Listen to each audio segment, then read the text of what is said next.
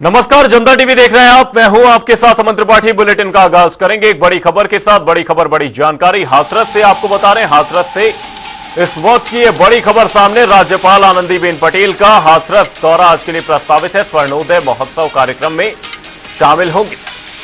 रामेश्वर दास कन्या महाविद्यालय में एक कार्यक्रम रखा गया है। जिला प्रशासन ने तैयारियां पूरी कर ली। ये बड़ी खबर, बड़ी अपडेट आपको बता रहे हैं। राज्यपाल आनंदीबेन पटेल का हाथरस दौरा आज प्रस्तावित है। इसी खबर पर तमाम जानकारी के साथ हाथरस से हमारे सहयोगी आर्यव्रत हमारे साथ जुड़े हुए हैं। आर्यव्रत, आपसे जानना चाहेंगे, राज्यपाल आनंदीबेन पटेल आज हाथरस दौरे पर रहने वाली हैं, क्या कुछ बड़ी बातें रहेंगी इस दौरान? जी मैं आपको बता दूं कि आज श्री रामेश्वर दास कन्या महाविद्यालय में आयोजित स्वर्णोदय महोत्सव में मुख्य अतिथि के रूप में राज्यपाल आनंदीबेन पटेल शामिल होंगी। राज्यपाल के आगमन को लेकर भव्य तैयारियां की गई हैं। कुछ ही देर में राज्यपाल कन्या महाविद्यालय में पहुंचेंगी। जिला प्रशासन ने इस दौरान पूरी तैयारियां की हैं। हाथरस से ये बड़ी खबर सामने। राज्यपाल आनंदीबेन पटेल हाथरस दौरे पर रहने वाली हैं। इस दौरान स्वर्णोदय महोत्सव कार्यक्रम में शामिल होंगी। साथ ही आर्यव्रत, आपसे जानना चाहेंगे, स्वर्णोदय जो कार्यक्रम यहां पर रखा गया है, क्या कुछ इसको लेकर पूरे इंतजाम किए गए हैं और उद्देश्य क्या है इस पूरे कार्यक्रम का, स्वर्णोदय कार्यक्रम जो कि आज के लिए प्रस्तावित है? जी मैं आपको बता दूं, श्री रामेश्वर दास कन्या महाविद्यालय के 50 वर्ष पूर्ण होने पर स्वर्णोदय महोत्सव मनाया जा रहा है। इसमें मुख्य अतिथि के रूप में सहभागिता के लिए उत्तर प्रदेश की राज्यपाल आनंदीबेन पटेल शामिल होंगी। जिला प्रशासन द्वारा एवं पुलिस प्रशासन द्वारा चप्पे चप्पे पर पुलिस तैनात की गई है एवं सुरक्षा व्यवस्था की पूर्ण की गई है। जी, जिला प्रशासन ने पूरी तैयारियां कर ली हैं। हाथरस दौरे पर रहेंगी राज्यपाल आनंदीबेन पटेल। बहुत बहुत धन्यवाद आर्यव्रत तमाम जानकारी के लिए। स्वर्णोदय महोत्सव कार्यक्रम में राज्यपाल आनंदीबेन पटेल शामिल होने वाली हैं।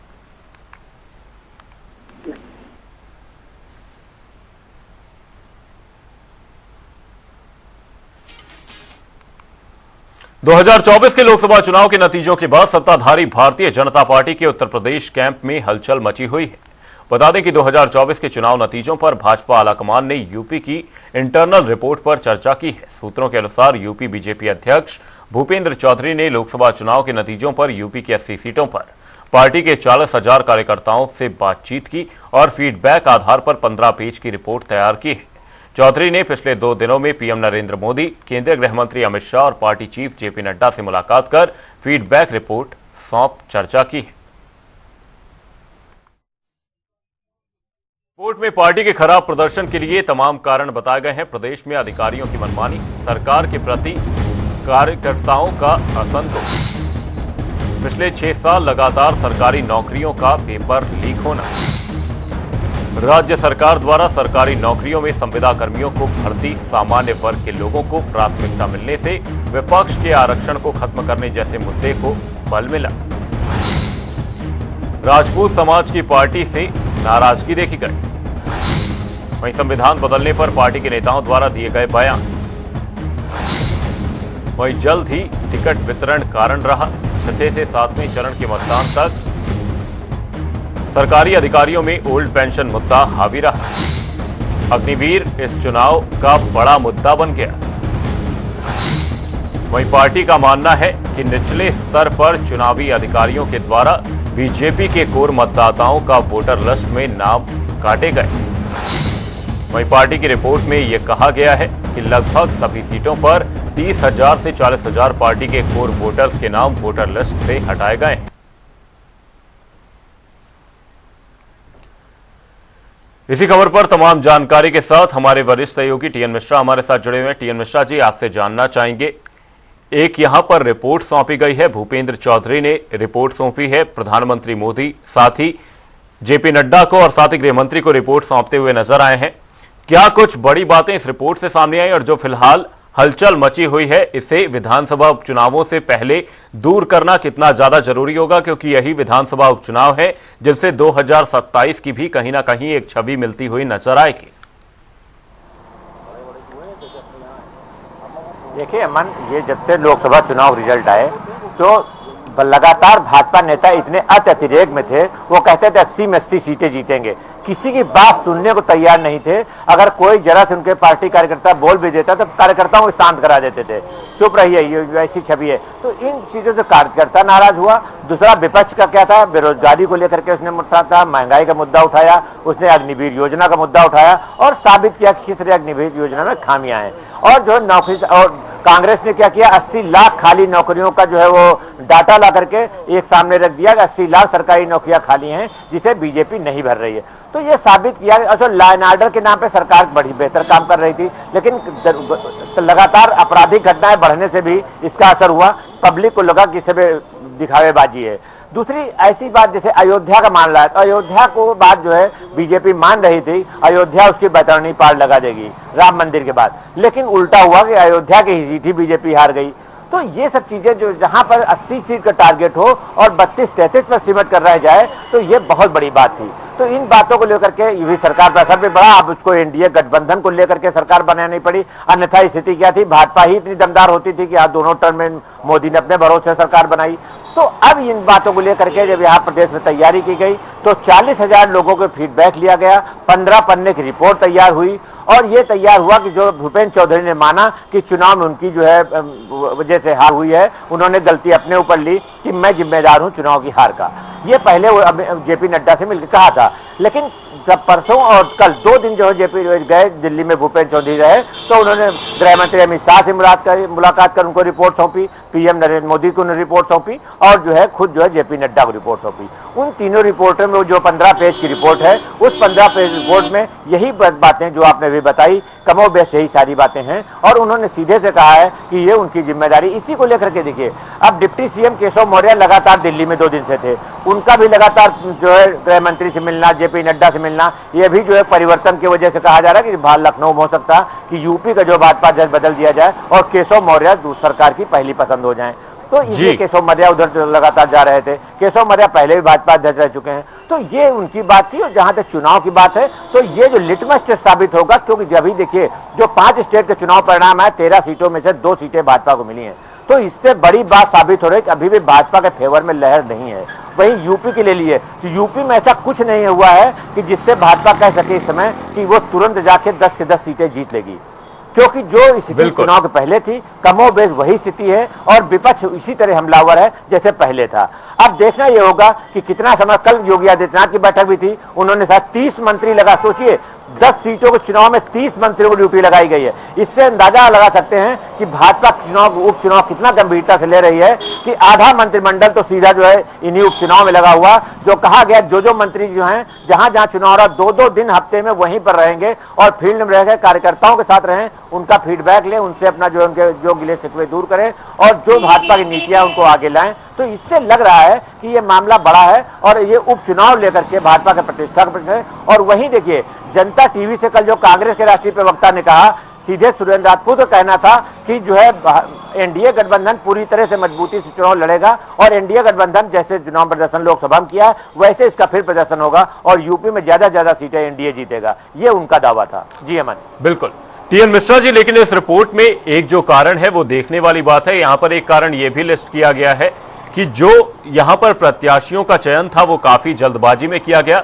और यह भी बात किसी से छुपी नहीं है कि समाजवादी पार्टी ने आखिरी चरण तक अपने प्रत्याशियों के नाम बदले, चाहे बेशक यहां पर समाजवादी पार्टी ने कई सीटों पर प्रत्याशियों की घोषणा कर दी थी, लेकिन बाद में प्रत्याशियों का नाम बदला भी गया। और यहां पर भारतीय जनता पार्टी की रिपोर्ट में भी ये चीज सामने आई है कि यहां पर प्रत्याशियों के चयन में जल्दबाजी दिखाई गई। साथ ही जो यहां पर तमाम मुद्दे यहां पर भारतीय जनता पार्टी के खिलाफ उठाए गए अन्य पार्टियों द्वारा, चाहे वो अग्निवीर को लेकर तमाम चीजें हो, चाहे वो रोजगार के मुद्दे, पेपर लीक का मुद्दा लगातार उठाया गया हो, तो इन कारणों को आप किस तरीके से देखते हैं? और प्रत्याशियों का जो चयन था उसे लेकर विशेष तौर पर मैं आपसे ये सवाल करना चाहूंगा कि प्रत्याशियों का चयन जो जल्दबाजी में किया गया, क्या यह भी एक बहुत बड़ा कारण माना जा सकता है? क्योंकि भारतीय जनता पार्टी ने पहली ही लिस्ट में लगभग आधे प्रत्याशियों का यहां पर उत्तर प्रदेश में ऐलान कर दिया था। देखिए, लगातार सीएम योगी आदित्यनाथ जिन 10-15 ऐसे सांसद हैं जो हारे हैं चुनाव, उनको नहीं चाहते दोबारा चुनाव लड़े, लेकिन जो है केंद्रीय नेतृत्व ने और जो गृह मंत्री ने जो जहां से टिकटों का बंटवारा हो रहा था वहां से उनको टिकट दे दिया गया और 15 सीटें जिनको योगी आदित्यनाथ लगातार, जिसमें अयोध्या भी शामिल थी, वो कह रहे थे इनको न दिया जाए टिकट, लेकिन उन्हें दिया गया लल्लू सिंह को टिकट। और लल्लू सिंह जैसे ऐसे 15-20 सांसद थे जिनसे पब्लिक बहुत नाराज थी, और चाहे स्मृति ईरानी के ले लिए केंद्रीय मंत्री थी, लेकिन वहां की जनता उनसे लगातार नाराज थी। चुनाव के पहले ही पता चल गया था, लेकिन स्मृति ईरानी के बड़बोलेपन से कि राहुल गांधी का जो है पीए चुनाव लड़ रहा है उनके समक्ष में, उसकी कोई अहमियत नहीं है, ये सब बातों से पब्लिक और नाराज हुई और ज्यादा जो है उन लोग और जो नाराज गिन गए। तो ये तो प्रत्याशी चयन की बात थी। दूसरा जो सपा थी वो लगातार कांग्रेस अपने प्रत्याशियों को अपडेट करती रही। जहां लगा उसका प्रत्याशी खराब है या प्रदर्शन सही नहीं कर पाया, उसने बदल दिया। जहां उसको लगा कि ये प्रत्याशी हमारा जिसकी छवि सही नहीं है, हमने जल्दीबाजी में टिकट दिया, तो अखिलेश यादव ने हिम्मत करके प्रत्याशी बदला। लेकिन भाजपा साथ ही टीएन मिश्रा जी आपको रोकना चाहूंगा, यहाँ पर एक पॉइंट ये भी रहा कि यहाँ पर समाजवादी पार्टी और कांग्रेस ने जातिगत संरचना को भी काफी ध्यान से देखा। जिस जगह पर क्या कहते हैं, अगर किसी जगह की पर किसी कास्ट की बहुलता है, किसी जाति की बहुलता है, तो उस स्थान से उसी प्रत्याशी को उन्होंने टिकट दिया। चाहे यहां पर मुस्लिम प्रत्याशियों की बात की जाए या अन्य प्रत्याशियों या पिछड़े प्रत्याशियों की बात की जाए, उन्होंने प्रत्याशियों के चयन में जातिगत संरचना को भी बहुत ध्यान से देखा था। हाँ देखिए अमन, ये सही बात है। लगातार जो इंडिया गठबंधन है वो जातिगत जनगणना की इसीलिए मांग कर रहा है कि उसको पता हो कहां किस वर्ग के कितने वोटर्स हैं। तो उस हिसाब से क्यों अखिलेश यादव लगातार करें कि जिसकी जितनी हिस्सेदारी उतनी उसकी भागीदारी। तो उनका कहना सीधे जितना ज्यादा जहां पे जातिगत वोट होगा वहीं पर वैसे प्रत्याशी लड़ाए जाए ताकि उनको उसी भागीदारी मिल सके। ये अखिलेश यादव ने लागू किया और जो आंकड़े पुरानी जनगणना के थे उस आधार पर उनको फायदा मिला भी, क्योंकि उन्होंने प्रत्याशियों को जातिगत, लेकिन बीजेपी को किसी ने रोका थोड़ी था कि आप जातिगत जो है वोटर प्रत्याशी मत लाइए। बीजेपी को पता था कि कहां किस बैटर के लोग हैं, लेकिन बीजेपी ने उसका इस्तेमाल नहीं किया। अगर लाखों वोटर बीजेपी कहती है हमारे वोटर्स के नाम काट दिए, किसने काटा वोटर नाम? बिल्कुल टीएन मिश्रा जी, आपको इसी बीच रोकना चाहूंगा। भूपेंद्र चौधरी ने रिपोर्ट में बड़ा खुलासा किया है, तमाम यहां पर कारण लिस्ट किए गए हैं। बुलेटिन में रुक करेंगे अगली खबर की ओर। बड़ी खबर सामने, बड़ी खबर, बड़ी अपडेट आपको बता रहे हैं। कांग्रेस और समाजवादी पार्टी मिलकर विधानसभा उपचुनाव लड़ेगी, ये बड़ी खबर सामने आ रही। सपा प्रमुख अखिलेश यादव ने संकेत दिए हैं सपा को महाराष्ट्र में मिल सकती है सीटें। सूत्रों के हवाले से जानकारी सामने आ रही, वहीं हरियाणा में भी सीट मिल सकती है। सूत्र ये जानकारी दे रहे हैं कांग्रेस समाजवादी पार्टी को सीट देने को तैयार है। उत्तर प्रदेश में विधानसभा की 10 सीटों पर उपचुनाव भी होना है और यहां पर समाजवादी पार्टी और कांग्रेस ने मिलकर चुनाव लड़ने का फैसला लिया है। वहीं सूत्रों के हवाले से जो जानकारी सामने आ रही है, समाजवादी पार्टी को हरियाणा और महाराष्ट्र में सीटें मिल सकती हैं। वहीं सूत्र जो जानकारी दे रहे हैं कि कांग्रेस समाजवादी पार्टी को सीटें देने को तैयार है और वहीं यूपी में विधानसभा की 10 सीटों पर उपचुनाव भी होने। इसी खबर पर तमाम जानकारी के साथ लखनऊ से हमारे सहयोगी तौकीर किदवई हमारे साथ जुड़ गए हैं। तौकीर जी, आपसे जानना चाहेंगे, कांग्रेस और सपा ने मिलकर विधानसभा चुनाव लड़ने का ऐलान किया है, किस तरीके से देखते हैं इस ऐलान को? क्योंकि लोकसभा चुनावों में दोनों का गठबंधन काफी काम आया था, चाहे वो उत्तर प्रदेश की बात करें चाहे अन्य राज्यों में जिस तरह का प्रदर्शन देखने को मिला इंडिया गठबंधन का, किस तरह से देखते हैं इस ऐलान को? देखिए, सबसे महत्वपूर्ण इस समय गठबंधन को अपनी भूमिका को बनाए रखना है। जिस तरह से भी चुनाव होने हैं महाराष्ट्र में, हरियाणा में और उत्तर प्रदेश के उपचुनाव, कहीं ना कहीं गठबंधन की अगर तस्वीर बदली, यानी कि अगर उन लोगों का गठबंधन टूटता है तो ये एक भी सीट जीतना मुश्किल हो जाएगा किसी भी पार्टी के लिए। फिलहाल यही वजह है कि दोनों ही पार्टियां आपस में तालमेल बनाकर रखना चाहते हैं ताकि जनता में ये मैसेज जाए कि ये गठबंधन सिर्फ लोकसभा के लिए नहीं था, बाकी अन्य राज्यों के चुनाव में भी ये गठबंधन साथ नजर आएगा। फिलहाल उत्तर प्रदेश की जो 10 चुनाव होना है 10 विधानसभा सीटों पर, माना यह जा रहा है कि कांग्रेस को इसमें 3 सीटें मिलेंगी और 7 वो सीटें जहां पर समाजवादी पार्टी का विधायक था और उपचुनाव हो रहा है जिन सीटों पर, तो वह समाजवादी खुद चुनाव लड़ेगी, लेकिन वो 3 सीटें जहां पर भारतीय जनता पार्टी का विधायक था उन जगहों पर मौका मिलेगा कांग्रेस को अपना प्रत्याशी उतारने का। इसके साथ ही 12 सीटें महाराष्ट्र की विधानसभा चुनाव में मांगी गई है समाजवादी पार्टी की तरफ से। वहां के प्रदेश अध्यक्ष अबू आसिम आजमी लगातार दावा कर रहे हैं कि गठबंधन को अगर ये 12 सीटें मिलेंगी तो लगभग 100% जीत वहां पर मिलना तय है। फिलहाल ये भी बयान उनकी तरफ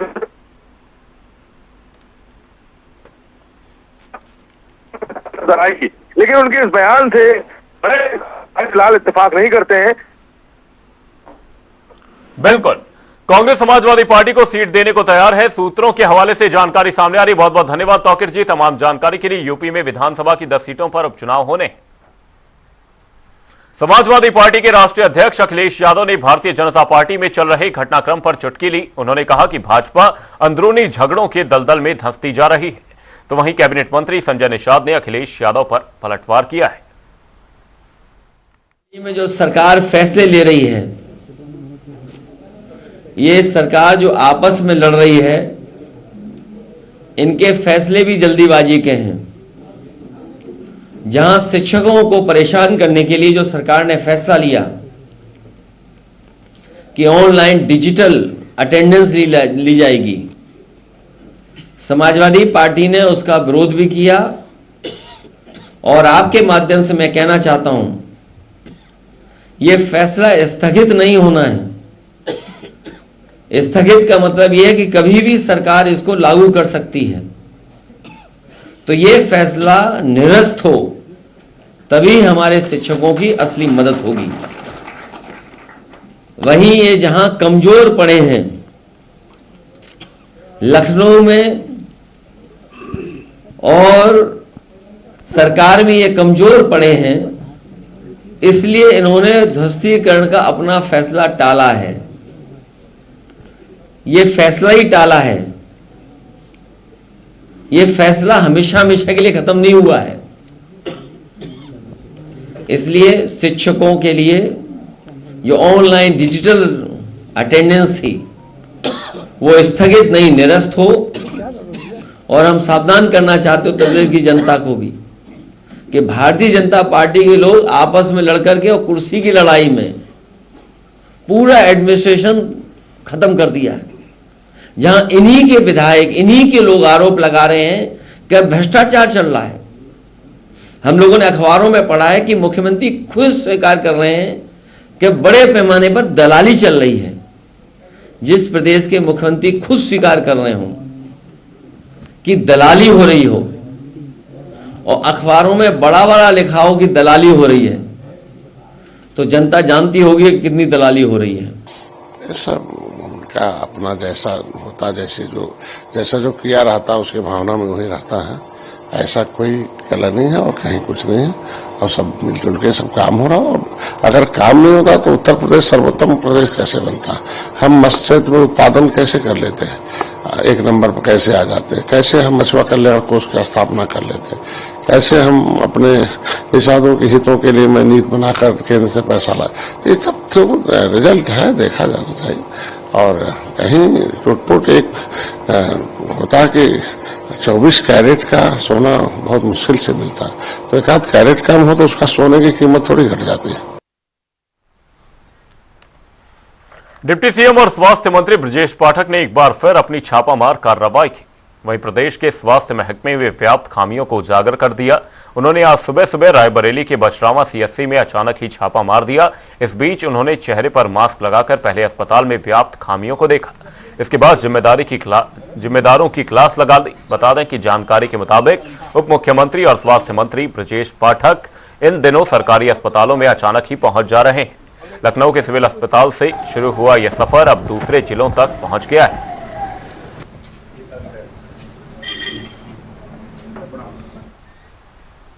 बुलेटिन में रुक करेंगे 2 मिनट में 10 बड़ी खबरों की ओर।